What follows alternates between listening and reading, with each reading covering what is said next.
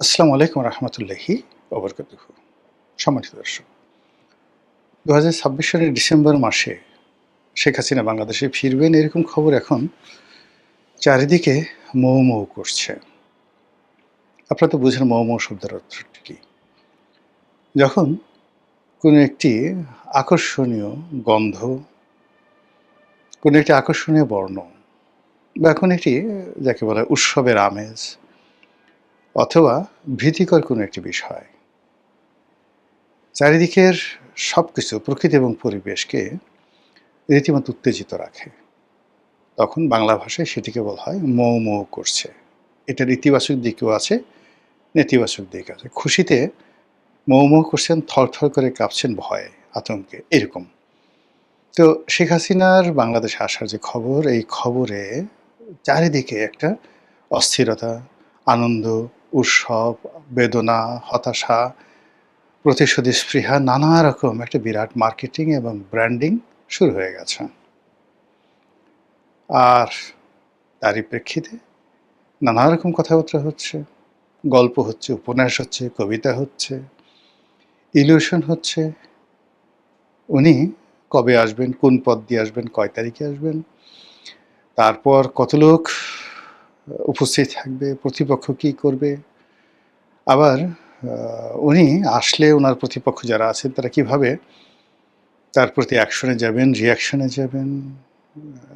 যারা প্রতিপক্ষ তারা প্রথমত নানা রকম কথাবার্তা বলছেন যে, আরে শেখ হাসিনা একটা ভিতুর ডিম, এমনি এমনি সারা জীবন মানুষকে ভয় দেখিয়েছে, নিজে এমনি ভয়ে পালিয়ে গেছে, সে আবার বড় বড় কথা বলে। সাবেক যে অন্তর্বর্তীকালীন সরকার সেটার যে তথ্য উপদেষ্টা জনাব শফিকুল আলম, তিনি এই কথা বলেছেন। এভাবে অনেকে অনেক রকম কথা বলছেন এবং সেই সকল কথাবার্তার মধ্যে একটি উল্লেখযোগ্য কথা বলেছেন টেলিভিশন টক শোয়ের একজন অত্যন্ত জনপ্রিয় মুখ, সাংবাদিক এম এ আজিজ। জনাব এম এ আজিজ মূলত একজন প্রথিতযশা মুক্তিযোদ্ধা, বয়স্ক মানুষ, এখন ৭৩-৭৪ বছর বয়স, এবং যুদ্ধাহত মুক্তিযোদ্ধা। যুদ্ধের সময় সরাসরি তিনি যুদ্ধ করেছেন এবং সেই প্রতিপক্ষের যে বন্দুকের গুলি তার পায়ে লেগেছে, এখনও তিনি সেই অপারেশন করা পা নিয়ে খুঁড়িয়ে খুঁড়িয়ে হাঁটেন। একসময় ছাত্রলীগ করতেন, তারপরে আওয়ামী লীগের সঙ্গে তো সম্পর্ক ছিল, কিন্তু পরবর্তীতে বিএনপির প্রতিষ্ঠা হওয়ার পরে বা যে কোনো সময় তিনি বিএনপি রাজনীতির সাথে সম্পৃক্ত। তার সবচেয়ে বড় পরিচয় হলো তিনি টেলিভিশনে খুব খোলামেলা কথা বলেন। কোনো দালালি করা বা পক্ষপাত দুষ্ট কথাবার্তা বলা, এই জিনিসগুলো তার বিরুদ্ধে কেউ বলতে পারবে না। যেমন ধরুন, আমি আওয়ামী লীগ করতাম বা ফজলুর রহমান সাহেব একসময় আওয়ামী লীগ করতেন। আমাদের কিছু কিছু কথার মধ্যে আপনি আওয়ামী লীগের একটা টান পাবেন, মমত্ব পাবেন, কিছুটা পক্ষপাত দুষ্টতাও পাবেন। এটা বাস্তবতা। কিন্তু আজিজ ভাই একমাত্র ব্যক্তি, আরেকজন আছেন মাসুদ কামাল, সাংবাদিক মাসুদ কামাল, মোরাললেস যেটা সাদা মনে হয় একদম বিনা স্বার্থে সাদা বলেন, কোনো আবেগ থাকে না, কিচ্ছু থাকে না। আর যেটা কালো মনে হয় সেটাও তিনি কোনো রকম আবেগ ছাড়াই সেটা বললে ফেলেন। এই দুজন মানুষকে আমি সাম্প্রতিক সময়ে দেখেছি যারা আমার চাইতেও নিরপেক্ষ। তো সেই দিক থেকে সাংবাদিক আজিজ তিনি যে কথাটি বলছেন যে একটা ব্যাপার আমার মাথায় ঢোকে না, এই যে শেখ হাসিনা যে বাংলাদেশে আসতে চাচ্ছেন বা তিনি যাওয়ার পর থেকে যত রকম কথাবার্তা বলছেন, এসবই আমরা অডিও মানে তার কণ্ঠস্বর শুনতে পাচ্ছি এবং এখনকার যে প্রযুক্তি, সেই প্রযুক্তিতে শতভাগ একদম 100% কারো যাকে বলা হয় কণ্ঠস্বরকে একেবারে রোবোটিক যে তার যে স্বর সেটাকে বাদ দিয়ে হুবহু স্বরে উপস্থাপন করা সম্ভব। ১৯-২০ হবে না, ৯৯% হবে না, একদম 100% কণ্ঠস্বর একেবারে এআইয়ের মাধ্যমে তৈরি করে বলা সম্ভব। এগুলো এক। এবং আলটিমেটলি 90% অ্যাকুরেসি চলে এসেছে সেই ফিজিক্যাল যাকে বলা হয় অ্যাপিয়ারেন্সে। অর্থাৎ আমার যে কোনো একটা ভিডিওটিকে তারা কনভার্ট করে আমার পুরো অ্যাটিটিউড দিয়ে তারা ৩ ঘন্টার একটি সিনেমা তৈরি করে দিতে পারবে এআই। এই প্রযুক্তি চলে আসছে এখানে। ছবি দেখলে আপনি বুঝতে পারবেন 90% আপনি বুঝতে পারবেন যে এটা সত্য, আর 10% আপনার সন্দেহ হবে। কিন্তু যদি বলা হয় যেটা গোলাম মোল্লা রনির কণ্ঠ, এক্ষেত্রে আপনাকে শতভাগ আপনি প্রতারিত হতে পারেন। তো ওটাই আজিজ সাহেব বলছিলেন যে আমরা যে শেখ হাসিনার ভাষণগুলো শুনছি, সেই ভাষণগুলো ওনার কিনা এটা তো জানতে হবে। এমনও তো হতে পারে তিনি অসুস্থ, তিনি মরে গেছেন, তাকে মেরে ফেলা হয়েছে, তিনি আর নেই, এখন তাকে অস্ত্র হিসেবে ব্যবহার করে এই কাজগুলো করা হয়েছে। এরকম একটা কথা আমি শুনলাম একটা টেলিভিশন টক শোতে তিনি বলেছেন। আর ফেসবুকে যেটা দেখলাম সেটা হলো ভারতীয় কিছু পত্রপত্রিকা রয়েছে যারা বিজেপি বিরোধী, তারা সন্দেহ প্রকাশ করেছেন যে আসলে শেখ হাসিনা এই মুহূর্তে কোথায় আছেন, তিনি কি সুস্থ আছেন না জীবিত আছেন। আর এই দুটো খবর নিয়ে সম্ভবত একটা ফটো কাট করেছে বা একটা ছোট ভিডিও বানিয়েছেন আমাদের মোস্তফা ফিরোজ সাহেব, আরেকজন সাংবাদিক, এবং এই মুহূর্তে অত্যন্ত জনপ্রিয় ইউটিউবার। আর এই মোস্তফা ফিরোজ সাহেবের যে বক্তব্য সেটা শোনার পর আওয়ামী লীগের যারা লোকজন রয়েছেন তারা একেবারে গালাগালি করে ঠরে টেরিবল, মানে ধরো মোস্তফা ফিরোজকে, খেয়ে ফেলো মোস্তফা ফিরোজকে, গলা টিপে ফেলো মোস্তফা ফিরোজকে, কে, ইত্যাদি ইত্যাদি নানা রকম।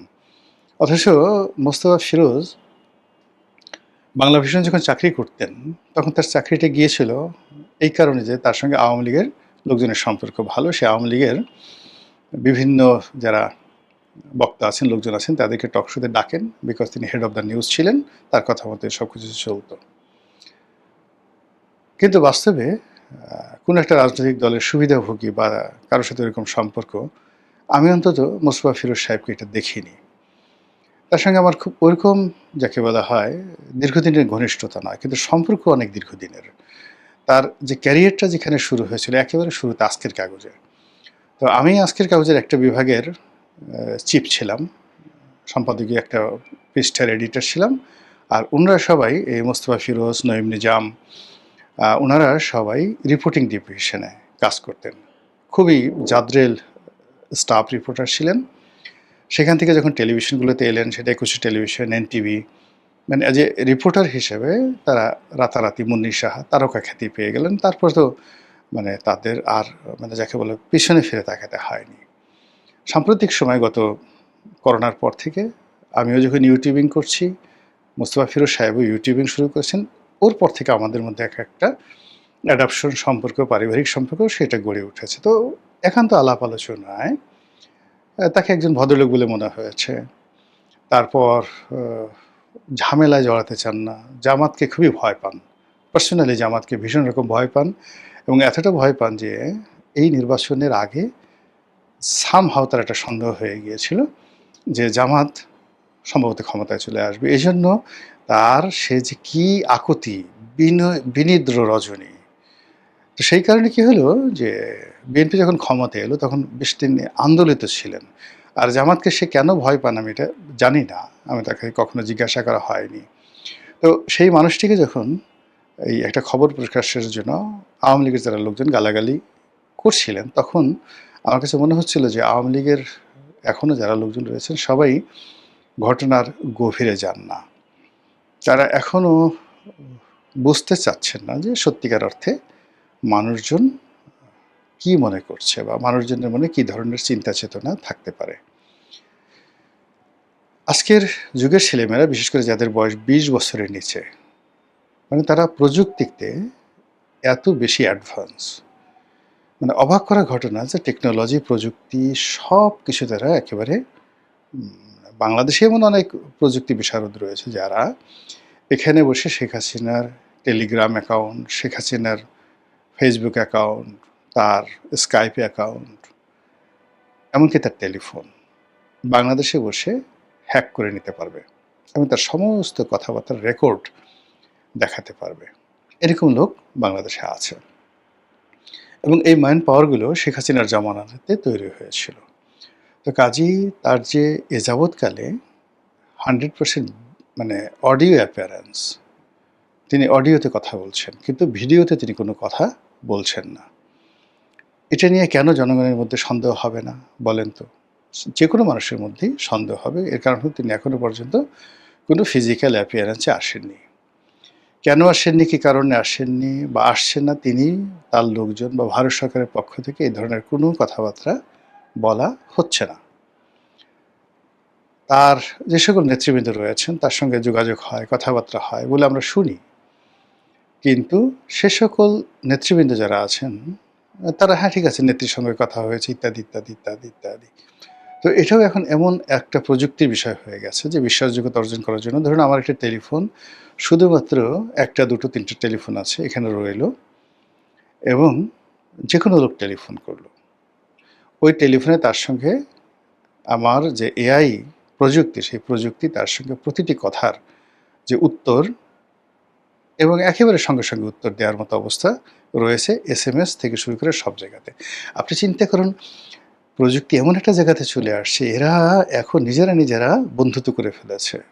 অল রোবট, চীনের রোবট, ইসরায়েলের রোবট আর ভারতের রোবট ধরুন তারা বন্ধুত্ব করে ফেলেছে। এই ৩ রোবট মিলে তারা চিন্তা করছে যে কি করে